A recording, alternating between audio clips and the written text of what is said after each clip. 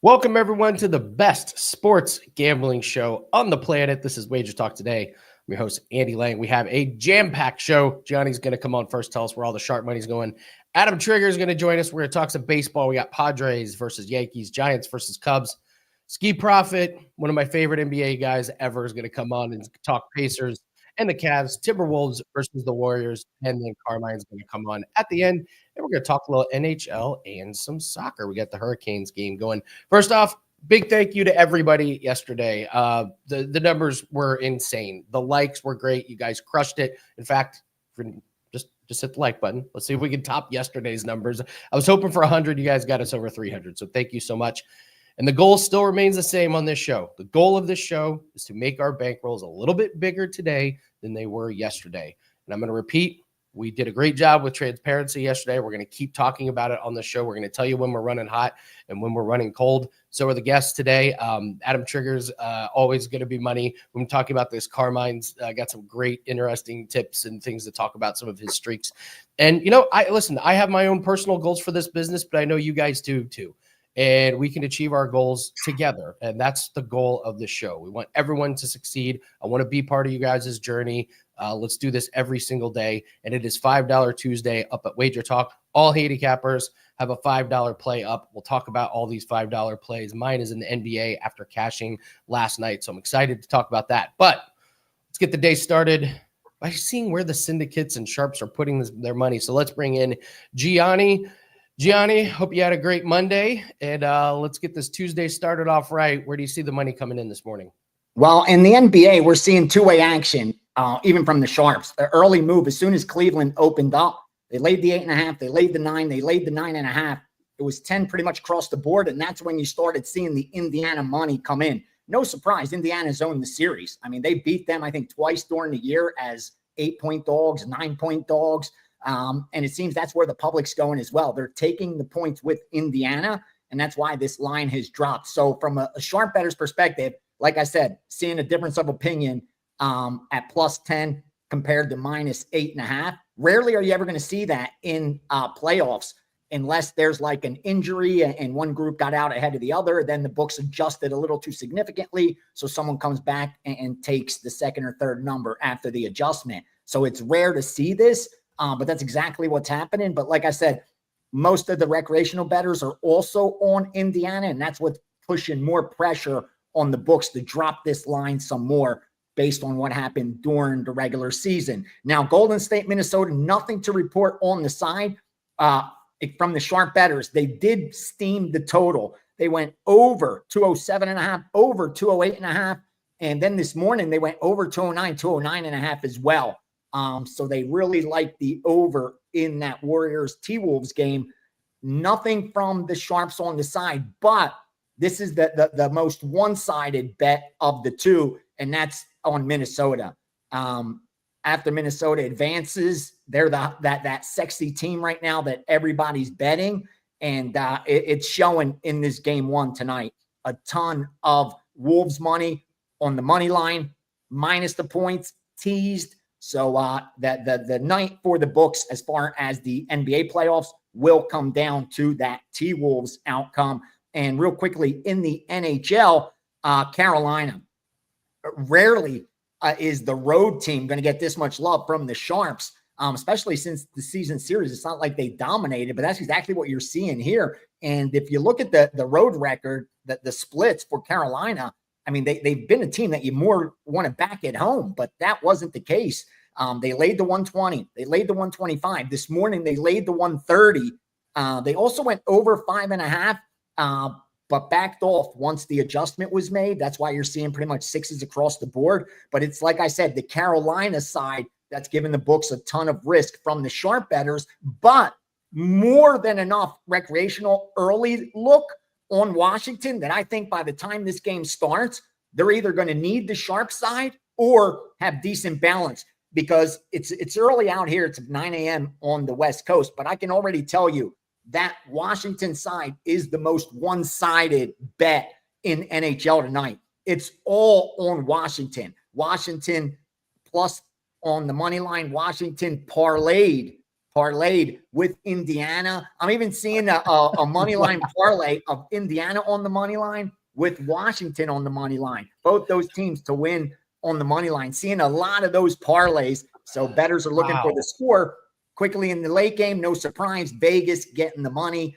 Vegas at minus 125, minus 130. That was at the opener. Since then, sharps have backed off, but they did go over heavy when it opened, Andy, at 115, 120, all the way to 125. Books went to 6.5. That didn't stop them. This morning, one of the accounts that only bets NHL, they laid 110 to go over 6.5. So after going over 6 last night at minus 115, minus 120, they came in bet over 6.5 as well. Again, very rare to see that because limits are high during the playoffs. So they're usually able to get enough money down during that first buy order or the second at the most. But having it carry over to the next day tells you they thought that opener of 6 was really low. It should have probably been 6.5 juice to the over, and that's exactly where it sits right now. So the sharps are on Carolina and Vegas. They're on both overs, but the regular recreational bettors, they love Washington. They're also on the overs. So books will be cheering in a low-scoring game for both of them. But like I said, Washington's what sticks out the most. Yeah, I went back and looked. Last 4 NBA games that have been played, the underdog has won outright on the road. And like fairly big surprising fashion on a couple of those. I mean, the 2 last night were like out of nowhere. Do we learn anything from that? Is this just kind of a random thing? Is this going to tell us more about this series? How do you look at something like this? No, honestly, like the sample's really small. So I chalk it up more to randomness than anything else. They covered, like you said, by a big number. When you look at what the point spread was, I mean, Boston was what, 8.5 point favorite. You're not supposed to lose those games. Denver, OKC, another double-digit favorite, more or less. Both of those teams were not supposed to lose outright. Maybe not cover the spread, but they were not supposed to lose outright.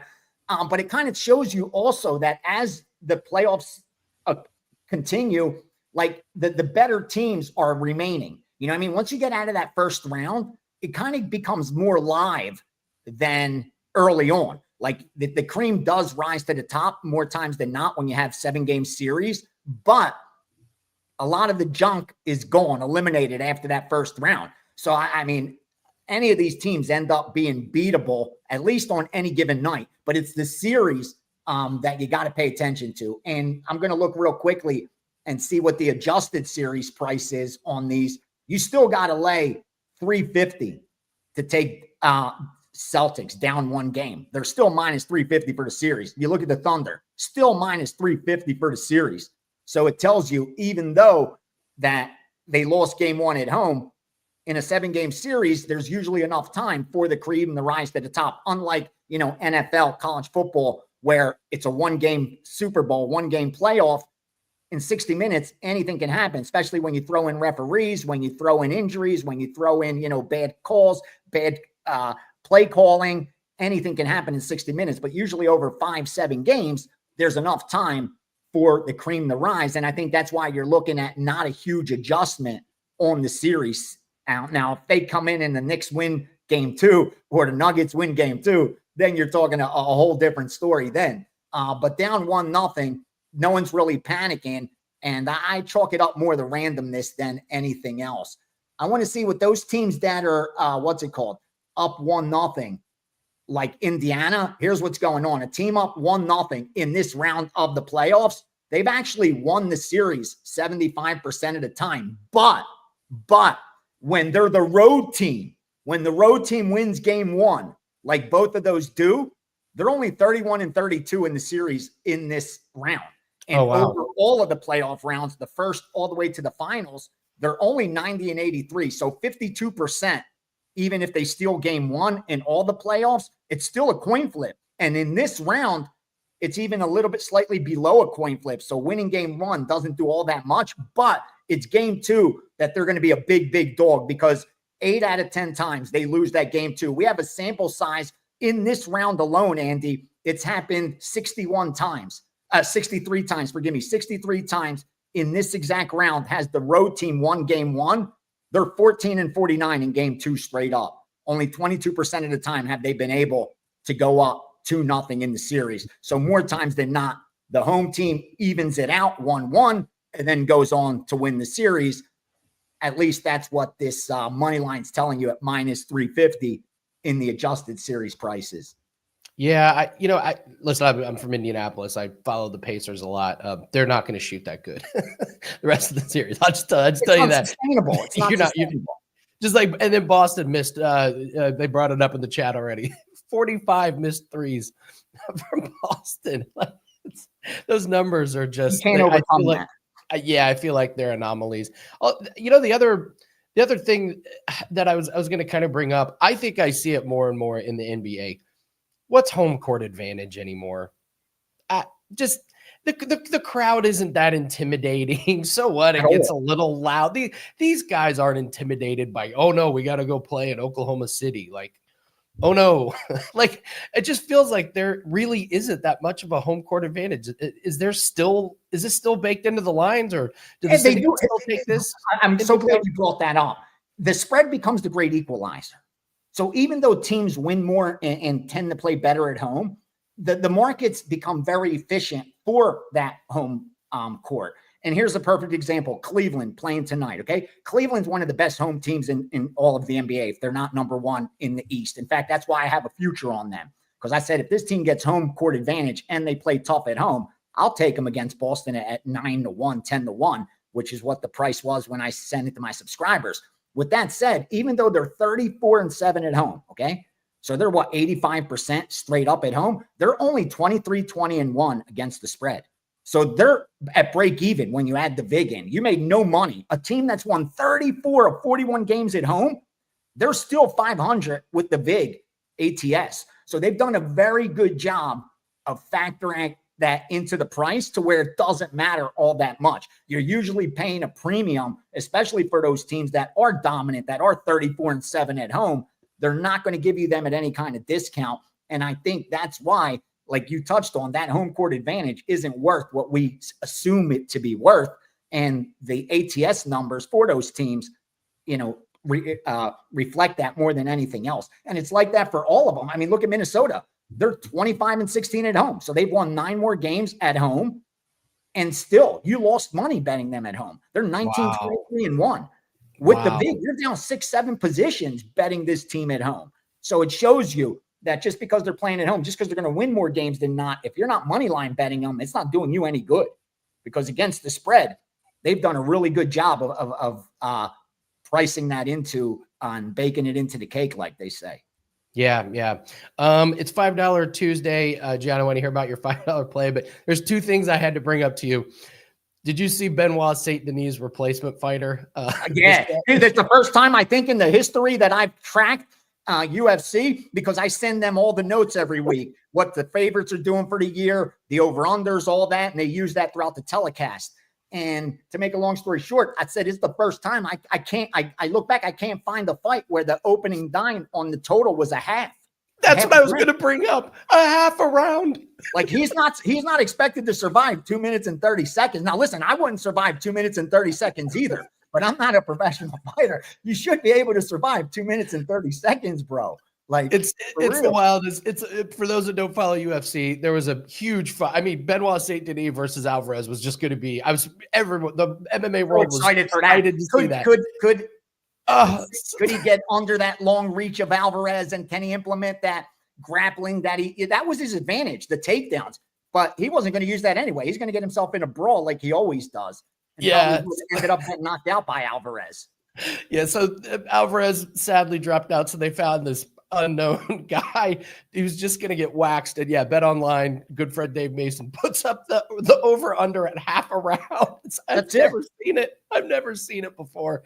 If I was in that dude's corner, I'd be like, dude, we're going to bet all the money we have on over. You just got to survive this 2 minutes. Don't worry about winning. Just survive 2 minutes and 30 seconds. Run around, hold them against the cage, do whatever you got to do. Just don't get knocked out within 2.5 minutes, and we're gold. Absolutely. Also, a funny thing that you can appreciate. So yesterday, on paper, kind of looks like a wash for clients. We won 0.2 units, which sounds like nothing. If you do that every day for a year, you're up 70 plus units.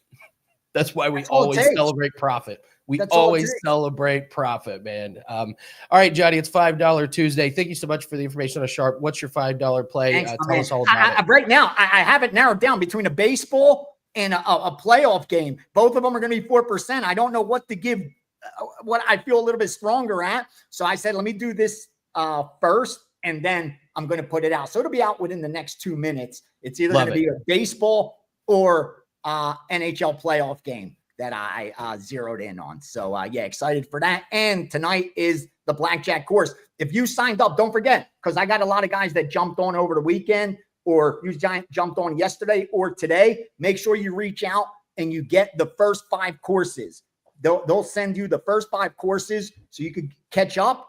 And I always do a review. I always take a week where we just review and answer questions, so you will not be behind. But more importantly, tonight, we move into the advanced tactics. This is the stuff you're not going to find in the books. This is stuff that I learned from my experience being out there. I'm going to teach them some advanced tactics on things to do that are more or less unorthodox. That's going to get them longevity and not thrown out for card counting, and some of the tricks that they could look for to help gain an edge. So right now, they're already the favorite. If they're up to where they need to be, and I think pretty much everyone in that class is, they're the favorite. They could walk into any casino, know exactly what game to find, but that they'll have the edge in and actually beat that game long term, as long as they're funded properly. Like we went over 2 weeks. I spent 2 courses just going over bet sizing and money management. Because just like with sports betting, Andy, nothing's more important. Dude, I could give you all the winners in the world, but if you don't bet them the right way, it's not going to help you.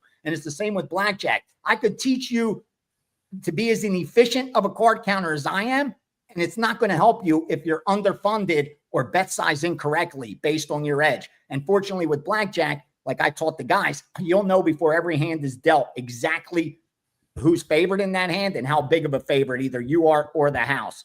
And you got to bet accordingly. So we went through that for 2 weeks. We took a week to review everything, and now it's on to the advanced tactics. This is the next level stuff that we're starting tonight, so I'm excited for it. Love it. You can just hear how passionate you are about this, the blackjack courses. So congratulations. By the time this course is done, I'm going to have 30 people out there just crushing the casinos. And then we're going to do it again and do it again until there's an army out there just destroying these blackjack games all over. I love it. I love it. Amazing. If I can't, others can. Great stuff, Gianni. Thank you so much. $5 Tuesday. Take advantage. Gianni's $5 play will be up within a couple of minutes. Guys, if you could, hit the like button. And if you haven't subscribed to the channel, what are you waiting for? Subscribe to the channel. You're going to get notified when Wager Talk Today starts live. You're going to get notified when we have all of our breakdown and preview videos. I just got done doing a golf preview video. That's going to be up this afternoon. Good friend, Nick Borman. So subscribe to the channel. Love that the numbers are going up. And everything that we put out is designed to try and help you guys become better handicappers and better bettors. Whether we can do that with advice, whether we can do that with plays that we offer to you, we're here for you guys. So it's $5 Tuesday. We mentioned that all handicappers have a $5 play up. Mine is in the NBA. I told you guys my NBA playoffs were not running good, so I sat out the first round. I just wanted to clear my head and not make any bets in the first round of the NBA playoffs. Round 2 started. I had a play last night.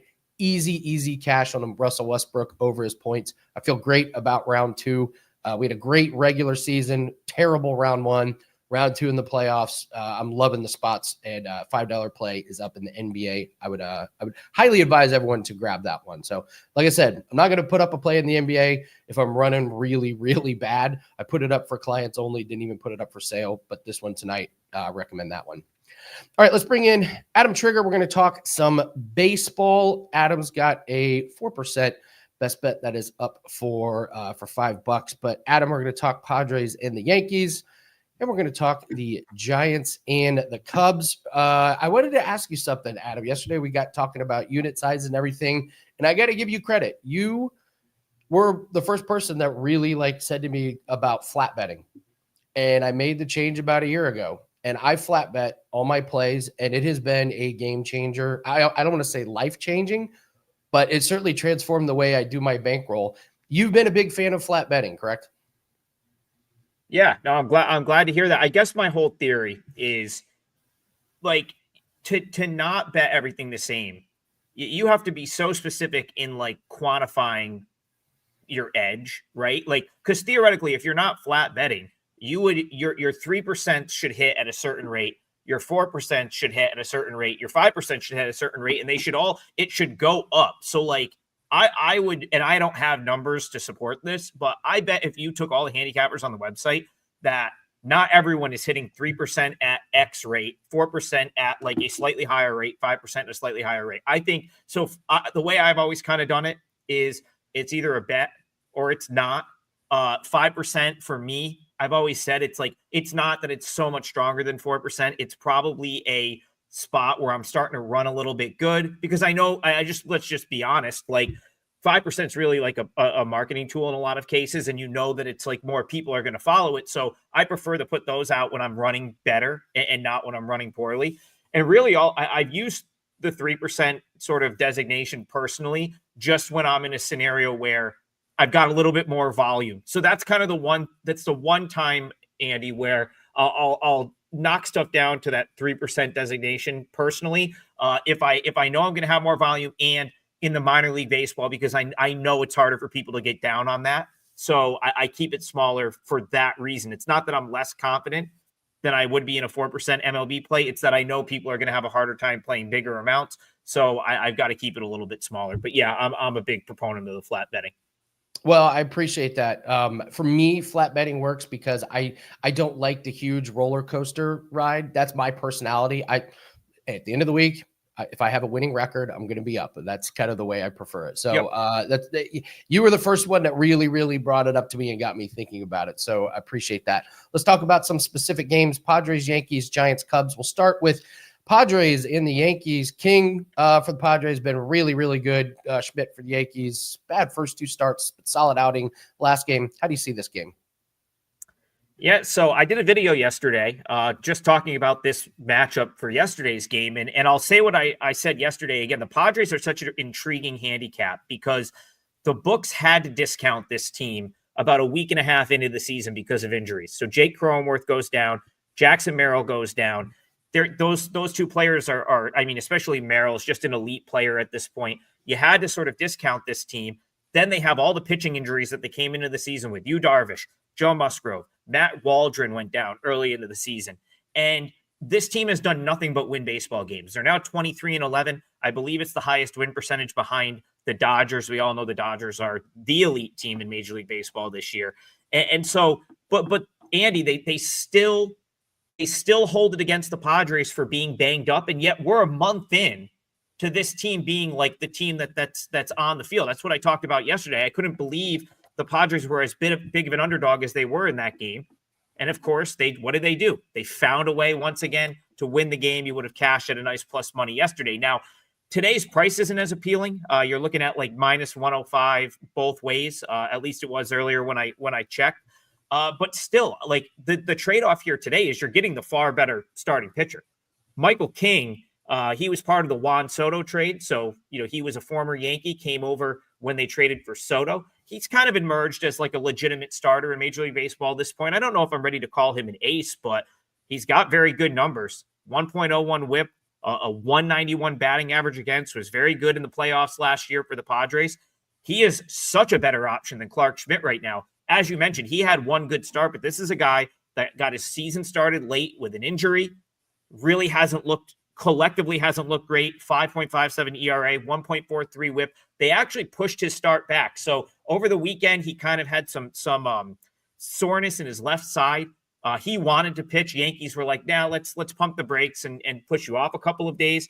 But his injury, Andy, was a right. It was like tendonitis in his right arm. Now he's got an injury on his left side. I just try to read the tea leaves a little bit. That's just not great. It sounds to me like he could be overcompensating a little bit for the injury. Maybe the injury isn't fully healed. These are the kind of things that I've noticed watching baseball long enough where they end up on the IL. Like they get blown up and then a week later they're back on the IL. Yeah. You know what I'm saying? Yes, absolutely. Yeah, those tea leaves you can read the tea leaves sometimes with some of those injuries. Absolutely. Giants and Cubs. Cubs, big favorite. You know what's interesting? Both teams, I think they have the same record, 22-14. Cubs are first in their division. Giants are third. You just happen to be in a better division. Cubs big minus 165 favorite. Cubs won the first game of the series 9-2. Got Verlander pitching for the Giants. Who you like today? Yeah, that might be a historically good National League West, too. That's a topic for a different day, but that is a loaded division. But, Andy, the Cubs have played the toughest schedule in baseball to this point, so you can make a case both ways. The Verlander thing is super interesting to me. Like, it's so interesting to me when these veteran guys that are, like, probably Hall of Fame guys get to the end of their career, and it's like, and we're still betting on them, like Verlander. It goes one of two ways. One, for a while, you have to pay for the name, and it's not worth betting on a guy like Verlander because you're paying for the name of what the guy was in his prime. But right now, the market has like gone the other direction on Verlander a little bit, got off to a little bit of a slow start, and I'm seeing a price here of like plus 145, and now I'm looking at it like, okay, you might not get Verlander like Cy Young Verlander, but this is still a veteran guy. His numbers are pretty good. He's not giving up a ton of hard contact.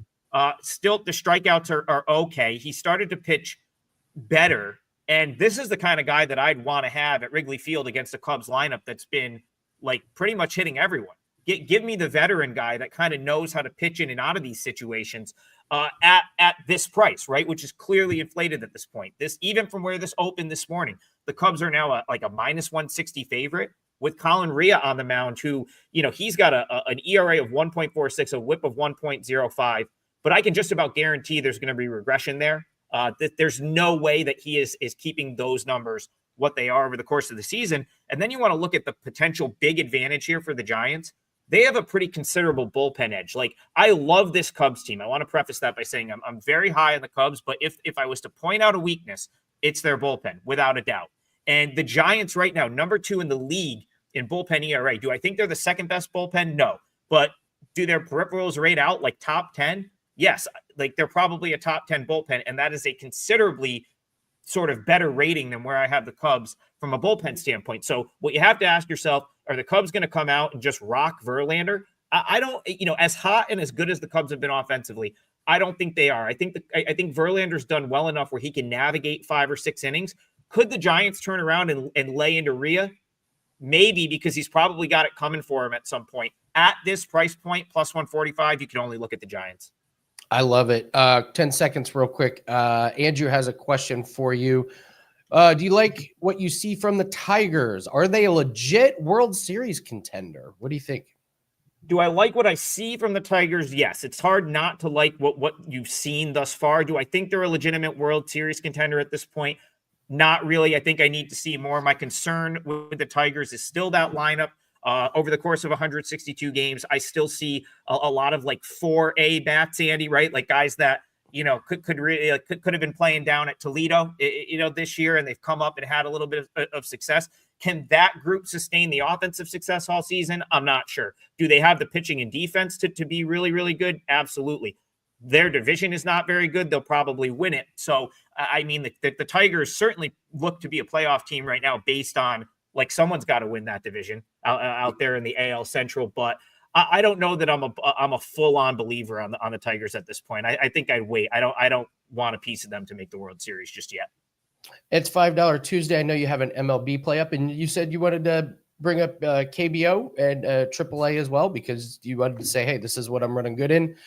This is what we've struggled a little bit in. But I know MLB is your $5 play, but tell us about the baseball plays. Yeah, just grinding away. It's a 6-month grind. And when you're trying to do 3 baseball leagues, it's like 6 months times 3. MLB's actually been my best, which I got to be honest, Andy, that surprises me only because I think it's the toughest of the 3 markets to beat. I know you're great at hunting value in some of these, like, smaller off markets. That's kind of what AAA baseball and KBO baseball is, right? Like, it theoretically, it should be a more beatable market. So I'm pretty encouraged by the fact that I'm like slightly ahead in MLB and that I'm chasing units in the other 2, because I think over the course of a 6-month season, it's going to be a little bit easier to win in KBO and AAA. So I'm positive about where that's going over the next couple months, because I think bigger sample size, it tends to be, we'll probably get some of those wins back that we lost in April. Major League Baseball, I can't complain. Last 50 plays, 28 and 22, it's 56%, 20.28 units. Lost a very frustrating 5%er last night with the Mariners in extra innings.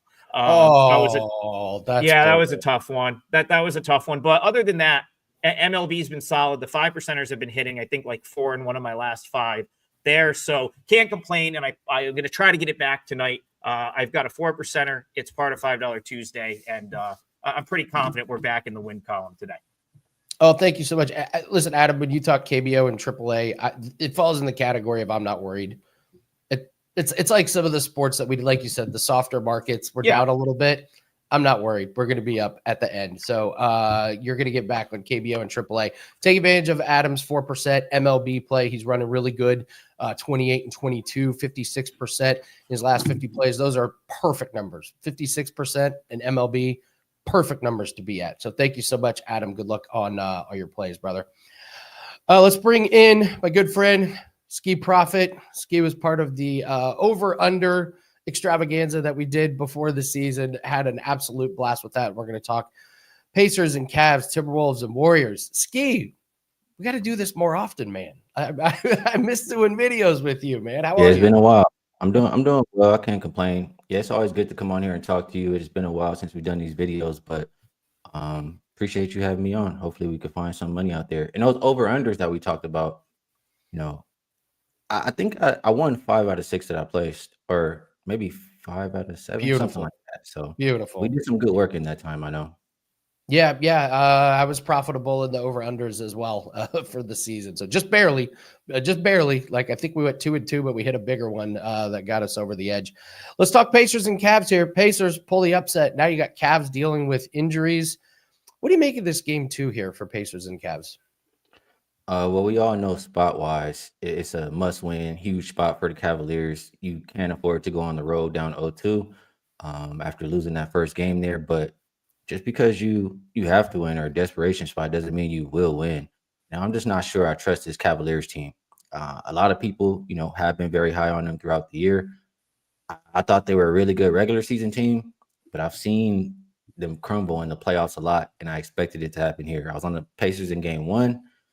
I think the Pacers are live again here in this game. I mean, you have a few of the main players for the Cavaliers not around that shoot-around today, and very well could miss the game. Mobley, Hunter, Garland, those are all important pieces. For the Pacers, they found a way to transform into last year's playoff Pacers at the right time. They're back, playing with that pace. Offense just looks really good. Cavaliers, I'm not liking what I'm seeing. So I think the market, it was 9.5 maybe an hour ago. It's already dropped down to 7.5 at some shops. I think it's going in the right direction. And Indiana shot they shot I think they shot 50%, somewhere around there. They shot really good in that first game, and it barely squeaked over. I know they play with pace, but I think this Cleveland team could struggle to score. So I'll lean Indiana and Cavs team total under. Love it. Timberwolves and Warriors. Listen, I think this is a rough series for the Warriors, but then again, I thought it was going to be a rough series for the Nuggets. then they go out and win the first game. I was talking with Gianni, the last 4 NBA games, the road underdog has won outright. So what do the Warriors do here? Are they able to take care of the Timberwolves, or is this just Anthony Edwards time? Yeah, this is a tough one. You mentioned that Nugget situation yesterday. I mean, this is almost the same. Golden State coming off of a 7-game series. Meanwhile, Minnesota is well rested. They only played 5, and they're out the house here. Minnesota should be able to take advantage, in theory. But how much do we trust them? When I look at this Minnesota team, they were playing good basketball at the end of the season. My personal opinion, and you guys can disagree. You guys know what team I'm a fan of. I think that the Lakers were a little banged up. Luka, Reeves had an injury. LeBron had injuries. I think Minnesota was able to take advantage of that Lakers team. All year long, Minnesota hasn't been good in home favorite role. Golden State has been great as road dogs. So seeing them catching 6.5 points, I mean, this Golden State team is just like the Nuggets, like championship caliber players in, a team. I have a hard time going to the window and laying 6.5, regardless of the spot for Minnesota. So I think Golden State can hang in this one, and the market pushing the total up. Actually, I'll leave that alone. But I'll ask you this, Andy. You're the prop guy. What about Yep. what about Nas Reed? He's done pretty well versus Warriors team. I want to say he's gone over his points plus rebounds every single game versus them. He's averaging closer to 20 on the season. And you never know. Rudy Gobert could get played off the floor. He's hit it in 3 out of 5 playoff games so far. I'm liking Nas Reed, 15.5 points and rebounds. You're right. It does come down to Rudy Gobert. They're hand in hand. It's like they both don't go over. It's like if Gobert gets in foul trouble or is worthless on the pick and rolls, or is dropping the ball every time Julius Randle throws it to him, which is one of my favorite dynamics when Rudy Gobert drops the ball when Randle throws it to him. the look on Randle's face of just sheer disgust. Mm-hmm. But yeah, if Gobert gets played off the floor, it's Nas Reed over, and it's not even going to be close. Like you could over 3-pointers, over his rebounds, which I think are like 4.5, over his points. And he has a really good track record against Golden State, like you said.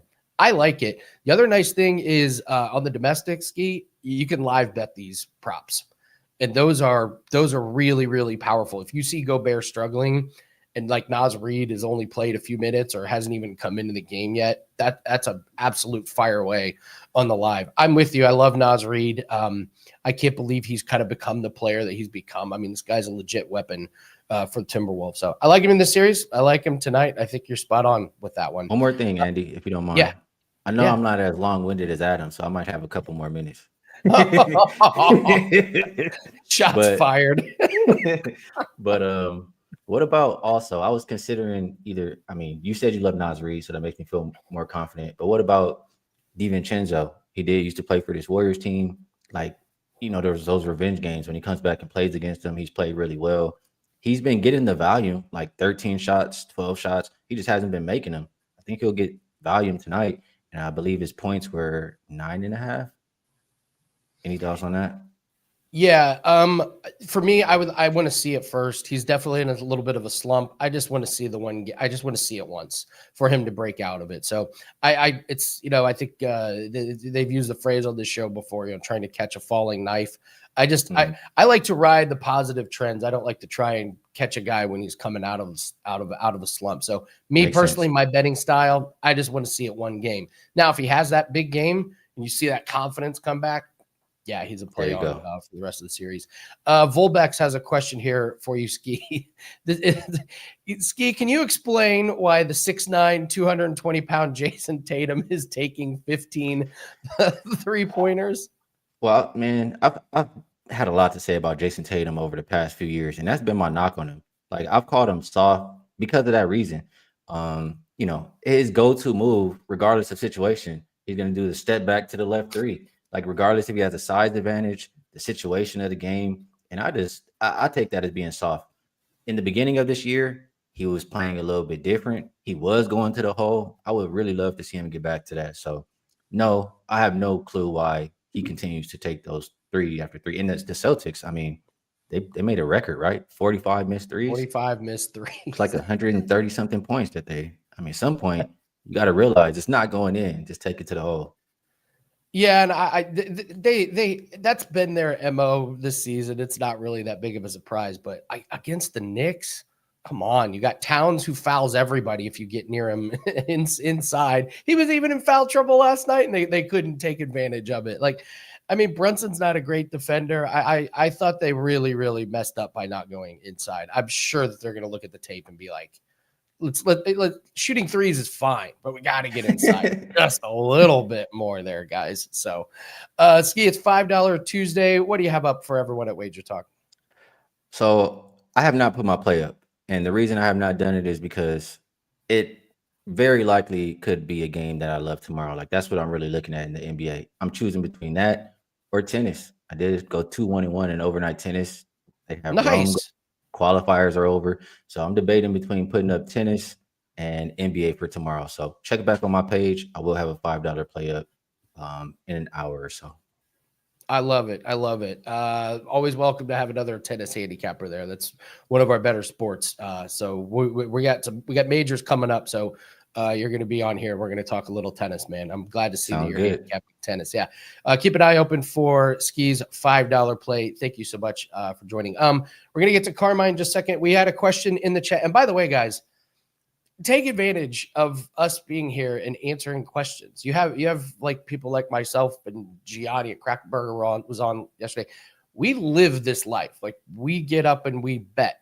We follow all of our own plays. Ask away. Like, we're here for free to answer your guys' questions. So I know Ryan asked about what is flat betting. It's very, very simple. You bet the same amount on every play. We did our bankroll reset yesterday. So you establish what your bankroll is. You figure out what's 1 unit, which is 1% of that bankroll. So if you have a $10,000 bankroll, 1% we know is $100. Me personally, I bet 2% on every play. So we saw my bankroll yesterday, 65,000.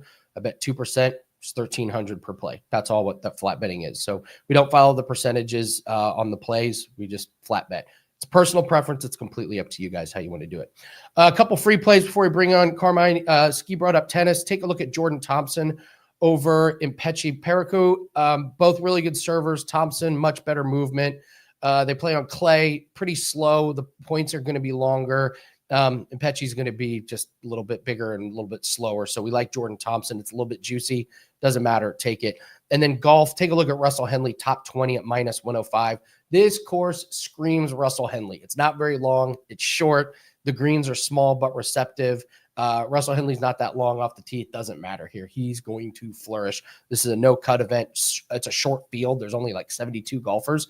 So to get him in the top 20 at -105 is an absolutely fantastic play. All right, Dan threatened to turn off the stream if we don't get to 100 likes. We're not at 100 likes yet, Dan, but we're going to get there. Guys, please hit the like button. It really, really helps us rank better on YouTube. It's just a small token of appreciation for what we provide for you guys every day.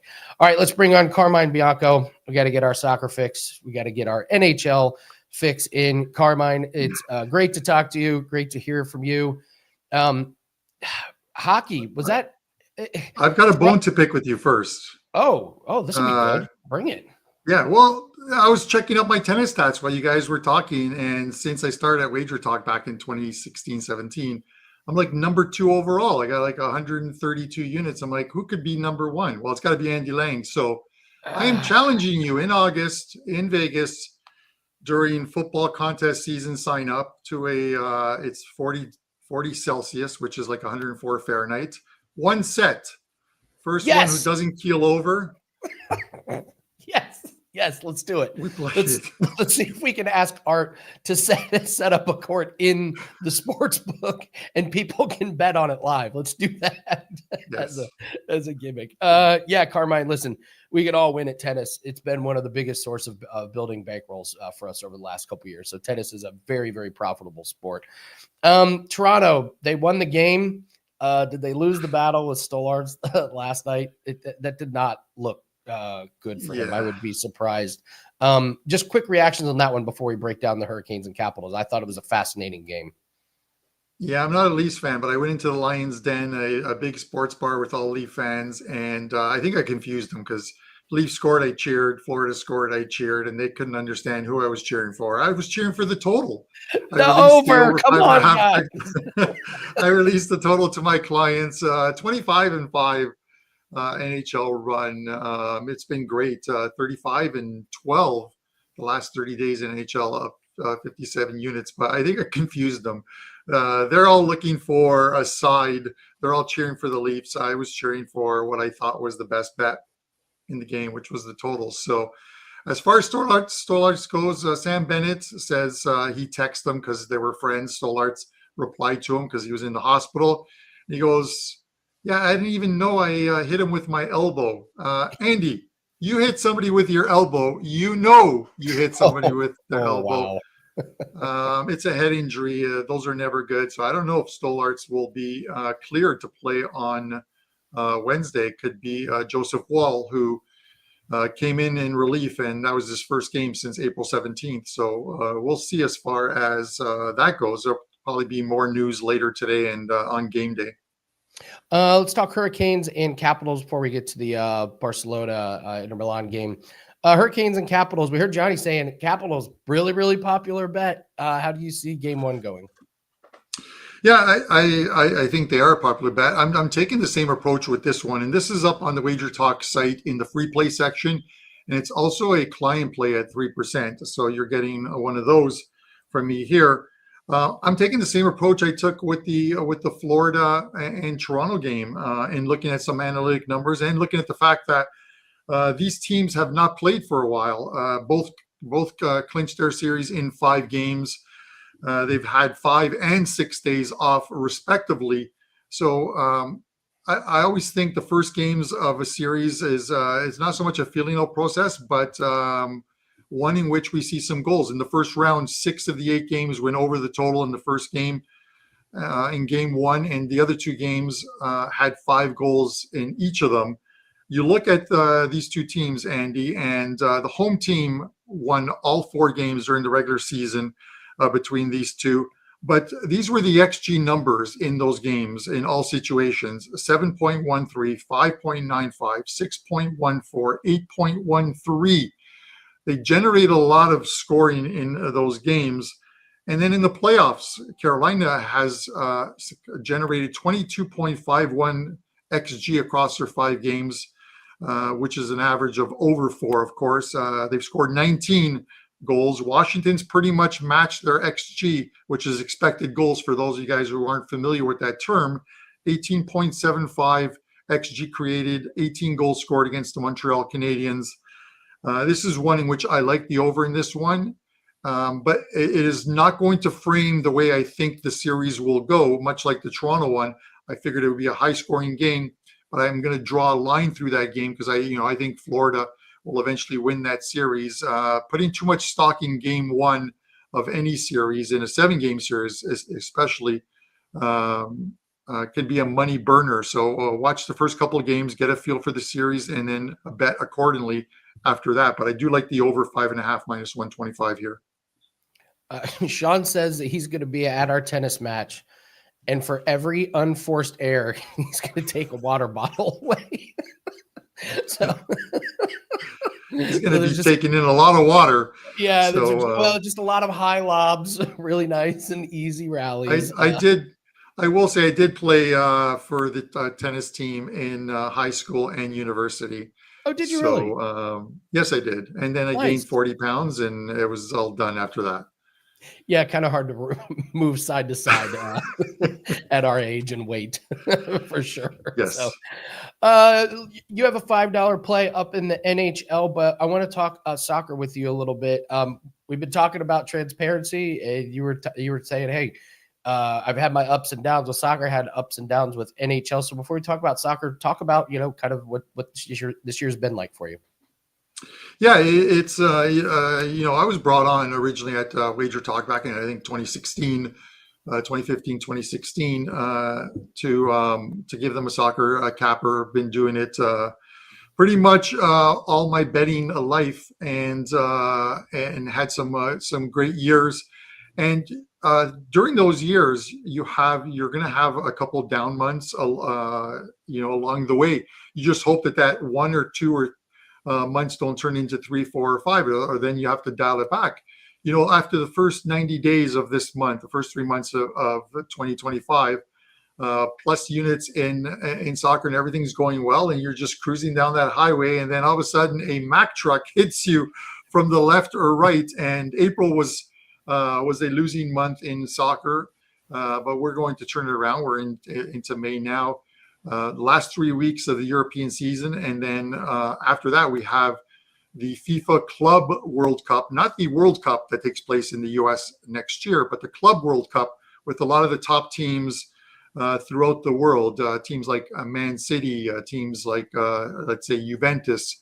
I don't think Barcelona is taking part in it, but teams from all over playing the tournament, all games being played in the US. So I'll be handling that as well too. Last 3 weeks of the, as I mentioned, of the European season, Andy, and there's going to be some weird lines the last 3 weeks because teams trying to avoid relegation, teams trying to get into the top 4 and earn a Champions League spot. And sometimes those teams are happy with a draw, and you'll see a draw price, which is normally plus 250, plus 300 at like minus 120. And when you see a price like that for a draw, that the likelihood that that game is going to finish 0-0 or 1-1 is going to happen. So I wanted to mention the transparency. April was not a good month.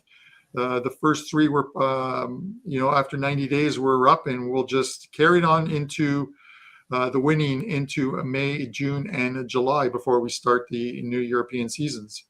Well, I really appreciate you sharing that. It's okay. You're allowed to have a losing month after 3 straight winning months. It's okay. It's part of the business. And Ralph Michaels did this thing. He's like, yeah, think about this. If you hit us, if the winningest bettors in the world hit this, it still means you lose 5 months out of the year. It's crazy to think about those percentages. Let's talk Barcelona, Inter Milan. How do you see that game going? So I'm going to explain this play and why I'm taking it. And then I'm going to explain to you why take this play as opposed to betting the 3-way line, which obviously incorporates a draw into it. So these teams played in Barcelona last week. The game finished 3-3 in that one. It was probably one of the most classic games you're going to see with that scoring. It was an absolutely phenomenal game, and Inter did a great job of attacking the Barcelona back line in that game. Got a little unfortunate at the end. Goaltending error led to one of Barcelona's goals. But kudos to them for that great draw. Now they return home, where in their last 16 Champions League games, they are unbeaten. 16 games, 13 wins, 3 draws. And against Spanish teams, they fared well as well, too. Against Spanish teams, they are 12 wins, 10 draws, 4 losses, their last 26 games on home soil against Spanish teams. Barcelona, only 1 win in their last 6 visits to Milan to face Inter. This is one of those ones where a lot of people are on Barcelona just because of their pedigree, because of their name, and they figure the Spanish team. I think when you take that angle, you open yourself out to losing a bet because you haven't looked within the numbers. Everyone thought Real Madrid was going to roll over Arsenal in the quarterfinals. They had players like Mbappe, Vinny Jr., Bellingham, Rodrigo. What did Arsenal do? They beat them over 2 legs, 5-1, winning 3-0 at home, 2-1 in Real Madrid, knocking off a very good Spanish team. This is one in which, I think that Inter at home is the play here. This is a game that could very well go to extra time and penalty kicks. And this is why I won't take the 3-way line on this one. It's plus money across the board. All 3 options are plus money, Barcelona, Inter, or the draw. The problem is books settle your wager on 90 minutes. So there is a wager that is called the to advance. So to advance to the finals. That incorporates the 90 minutes, the extra time, the penalty kicks if it actually gets there. And I think the bench on Inter, especially in the fact that it's on home soil, favors this Inter team. They're not afraid of anyone. They're best team in Italy right now. They've pretty much punted away the Italian Serie A title to Napoli, focusing on Champions League and winning this. Winning the Champions League is the ultimate thing. So they've got to get by today. They're minus 105 to advance. And I get it. Barcelona's a very good team. They have a unbelievable talented 17-year-old in Lamine Yamal. But as a whole, I think this Inter team is going to find a way to score today and play well defensively. So I'm going to take them to advance at minus 105. Love it, Carm. You got a $5 play up in NHL, sport that you've been doing really well in. So again, we always want to point people to the sports that we're running pretty hot in. So tell us about your NHL play. Yeah, so it is one play up at tonight. Giving you the other play. It's just been a fantastic run in the NHL. As I mentioned, 25-5 last 30 plays, 12-4 in the playoffs, and of course 35-12 the last 30 days. Number 1 at WagerTalk in the playoffs and the last 30 days as well too. We're just going to try and keep it running. I've got a lot of clients I exchange messages with each and every day during the good times and the bad. And I always say we are going to get there, and we're getting there. So I'm happy to have you guys on board. And today's play is $5. I wanted to put it up for $5 to give more people a chance to get on this play at an affordable price.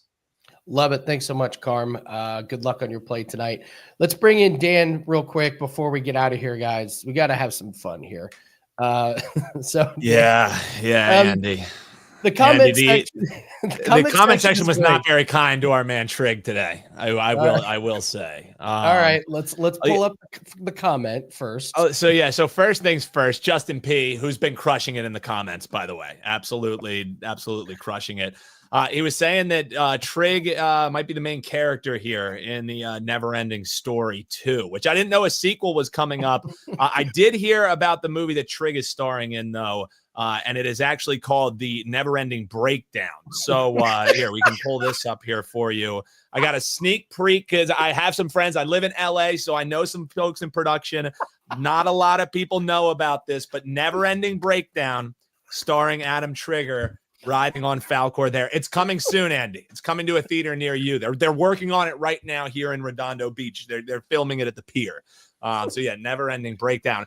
I will say, for all the Trigg slander, Andy, he actually was pretty good today. He was concise. He was great. Like he gave great. 2 breakdowns, yeah. and then Skee logs in and just throws the stray at him. So the comment section lit him up after that. But yes, Never-Ending Breakdown. And then since you threw me on here, we had Eric asking about this Phillies game. My man Eric D, fellow Phillies fan, will they win with Wheeler on the bump? They're playing the Rays today, Andy, and they're minus 125. If you like them because of Wheeler, I say you just go to that, Wheeler to record a win prop, right? Because typically when Wheeler's on, he's going to leave the mound with the lead. All that you have to do is hope that the bullpen wraps it up.